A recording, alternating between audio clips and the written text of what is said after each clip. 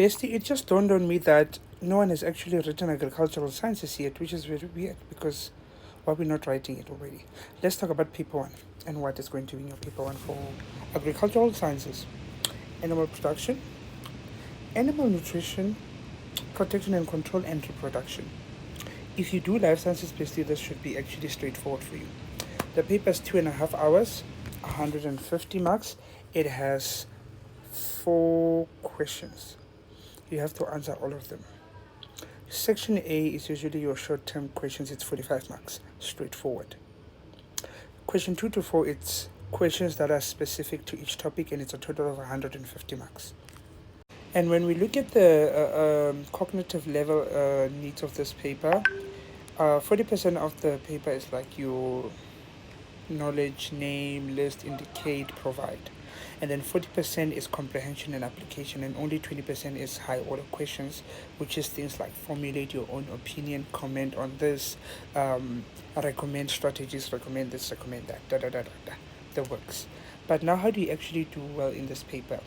Because remember, animal nutrition, production, protection and control, and reproduction all count 50 marks each to this paper.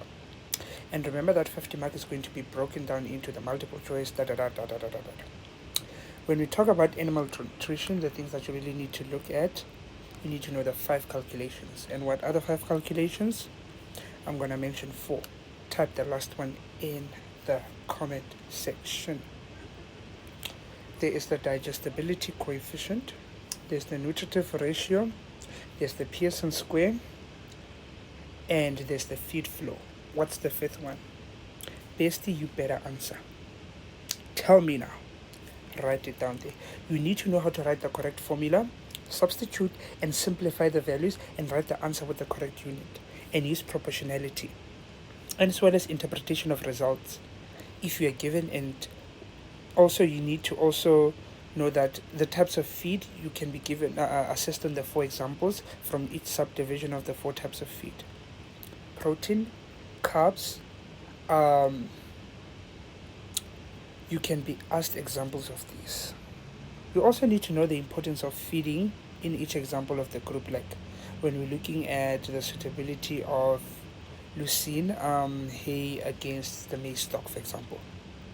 You need to know how to significantly tell us, the differences and how important are they differently, individually as well as in a comparison mode.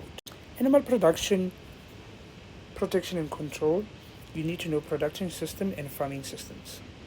But based on Okay, now let's talk about graphs. You need to have the correct heading with both the variables included. The type of graph needs to be drawn. If we ask for a histogram, it's not a bar graph. Okay? Correct units need to be included. The y-axis should have the correct labeling and calibration. Your calibration must be consistent. You can't have 5 and then you have 50 and then you have 55. No. You need to have numbers that are consistent. Your plotting needs to be correct for 80% or more of the plotting. And you could be expected to interpret the plot or deduce trends or make recommendations. If you look at this, do you think these animals are sick? What can you recommend to the farmers? For example, the types of diseases that these animals could actually have. Also, do you know what dehorning is and castration of the animals? Go and find out. There are types of diseases, those that are viral, bacterial, protozoan, and fungal. And we also have parasites that could be either internal or external. Go and find out more about those.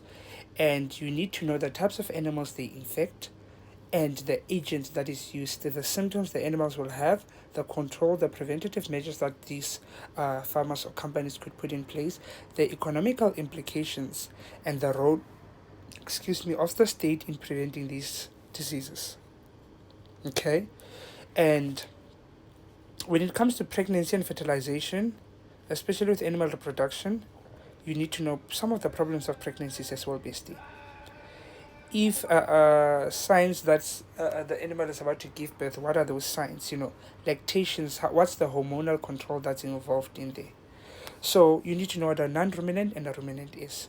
So go and have a look at those things. You need to know your water-soluble and fat-soluble vitamins, And it's very important that you also know those ratios, because they will definitely ask you to calculate, bestie.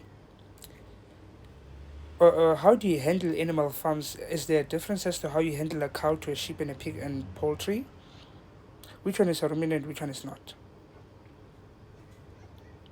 And if you're transporting animals from one farm to another, what are the requirements or guidelines around that?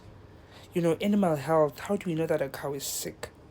You know, and how can we test the animal's health? Go and look at those things, bestie. And other than that, you should be good for your paper one.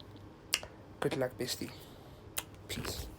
Don't forget to go and subscribe to the YouTube channel, because after exams, we're gonna talk real stuff.